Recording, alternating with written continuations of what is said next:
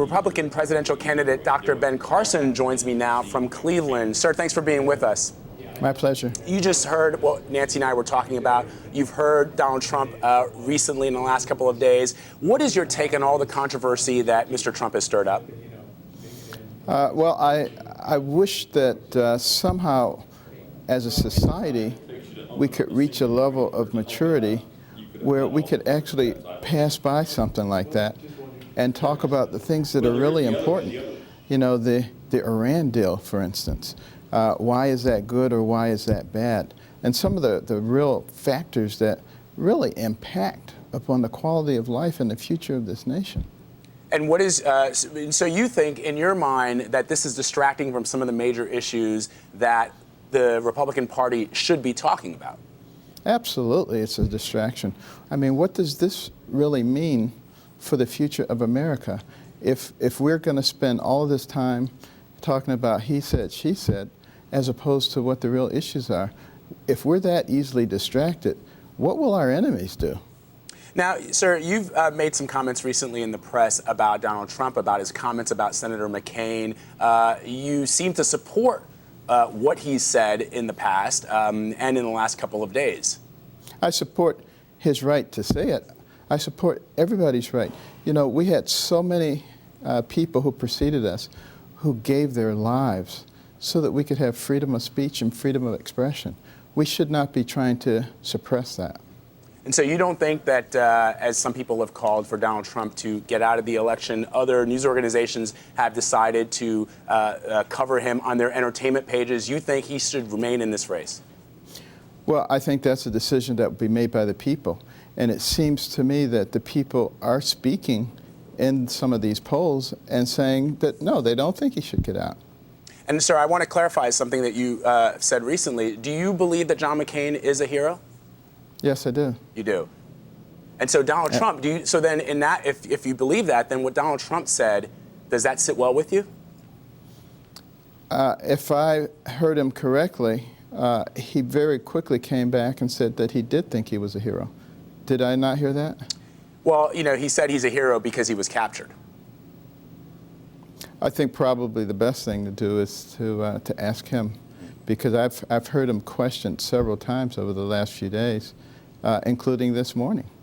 And he said, yes, he thought he was a hero. So, you know, we should put some stake in what he has to say about what he said. And, sir, what about his comments? This is a serious issue, his comments about illegal immigration, talking about building a wall between the United States and Mexico, that he will get the Mexicans to pay for it, and his comments that many of the Mexicans that are coming to this country, he had some very derogatory things to say about that. What is your stance on that? Well, I certainly think we need to secure all the borders, not just the southern borders, but the northern borders, the Pacific and the Atlantic borders, and we have mechanisms of doing that that don't include fences and walls. Fences and walls are appropriate in some places, but certainly we have electronic surveillance, we have drones, we have a number of technological advances that can be used to seal the borders. But that's only part one. Part two is you have to stop supplying the things that people are coming here to get. If those things don't exist, then they won't be coming here. And then you do have 11.5+ million people who are already here. What are you going to do with them? Many of them don't know any other place, and we are compassionate people. So, you know, I would advocate giving them the ability to become guest workers. They have to register, they have to pay back taxes, and taxes going forward. Doesn't make them citizens, doesn't give them the right to vote. But they don't have to live in the shadows where lots of bad things happen. And we have to also recognize that we have the ability to take care of things in different ways. We're a compassionate and an innovative society. Right now, in Cameroon, Africa, American companies are over there helping to develop the millions of acres of incredibly fertile land. Record crops, bringing in big profits, but also building the infrastructure of that country, helping those people with jobs and ag techniques. That's a win-win situation. Same kind of thing could happen in Central and South America, so that people don't feel that they have to come here as their only viable solution. Sir, given all the noise that's out there right now, some of the things that you say are distracting from the major issues, what is your strategy to break away from this very large group of GOP candidates running for the presidency of the United States. What do you want the American people to know?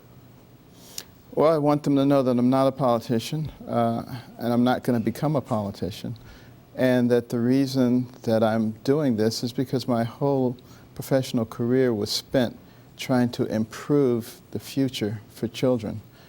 And I decided that I was going to retire and relax, but I couldn't really relax with so many people asking me to consider this, and also thinking about the future of our children and grandchildren.